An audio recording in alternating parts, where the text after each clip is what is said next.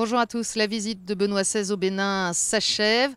Et pour en parler, nous avons avec nous le père Éric Okpeicha, prêtre du diocèse de Porto Novo, prêtre depuis 8 ans. Bonjour père Éric. Bonjour madame. Alors, quel est votre sentiment au terme de ces 3 journées de visite pastorale de Benoît XVI? Vous pouvez le deviner aisément. Et au terme de ces 3 jours de visite, je suis comblé. Je suis content, je suis heureux et je suis fier que le pape ait honoré de sa présence le Bénin pour pouvoir parler à toute l'Afrique. Qu'est-ce que vous retenez? Parce qu'il a prononcé une dizaine de discours. Quelles sont les paroles du pape qui vous restent en tête? Alors beaucoup, effectivement, le pape a prononcé beaucoup de discours. Et chaque discours est une mine qu'on doit scruter, développer les jours qui vont suivre. On le fera sûrement dans chacun de nos diocèses et dans nos langues locales. Mais pour ma part, je retiens que le pape a une vision positive de l'Afrique. J'ai été très heureux depuis l'interview sur le vol. Dans tous les discours, il n'a cessé de répéter que l'Afrique est une réserve de vitalité pour l'humanité, est un poumon spirituel pour l'humanité. Et pour moi, cela est grand. Bien sûr, il y a des problèmes. Et il nous a identifié les problèmes. Et il nous a donné des suggestions pour résoudre ces problèmes-là afin que l'Afrique puisse vraiment répondre à sa vocation au sein de l'humanité. Alors justement, un des buts de ce voyage pour Benoît XVI, c'était de remettre aux évêques de tout le continent cette exhortation Africae Munus, qui est au fond une feuille de route pour l'Église d'Afrique par thème, par champ d'apostolat à explorer, à développer, mais qui met aussi l'accent sur des travaux à entreprendre en matière de purification, par exemple, par rapport à la tradition. Comment vous avez reçu ce message? Ce message est suffisamment clair.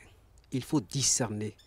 Et il a dit dans l'interview sur le vol, il disait, parlant du cardinal Gantin, que c'était un homme qui avait le sens du discernement, qui savait aller à l'essentiel, trier le bon du mauvais.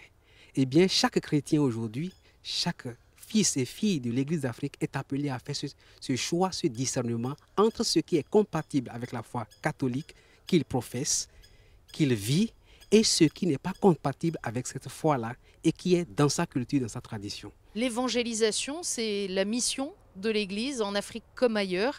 Une Église dont il faut souligner qu'elle est en pleine croissance ici. Effectivement, l'Église est en pleine croissance. Les paroisses se multiplient. Je peux vous dire, moi, ma paroisse d'origine, quand j'étais séminariste, c'était un seul prêtre qui s'en occupe.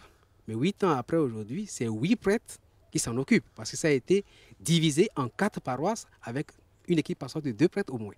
Donc, c'est vous dire que les communautés croissent et les structures ecclésiales se multiplient. Et ça, c'est une donnée de l'Église d'Afrique. Mais au même moment, nous devons travailler d'abord à l'évangélisation en profondeur, pour que ce ne soit pas une évangélisation ou une foi sentimentale, ou simplement une extériorisation des sentiments, mais une foi vécue qui a impact sur la vie concrète. Donc ça, c'est un premier défi à relever par rapport à la croissance de notre Église. Et aussi au niveau des agents pastoraux, il a dit au séminaire hier qu'on veille encore davantage à la formation pour que non seulement on ait des agents en quantité, mais surtout en qualité. Et c'est comme ça qu'on pourra faire l'évangélisation en profondeur que nous appelons tous de nos voeux sur le continent africain. Père Éric, merci beaucoup d'avoir accepté de nous expliquer en quelques mots votre sentiment de prêtre du Bénin au terme de ces 3 jours de visite de Benoît XVI. À très bientôt sur KTO et ktotv.com.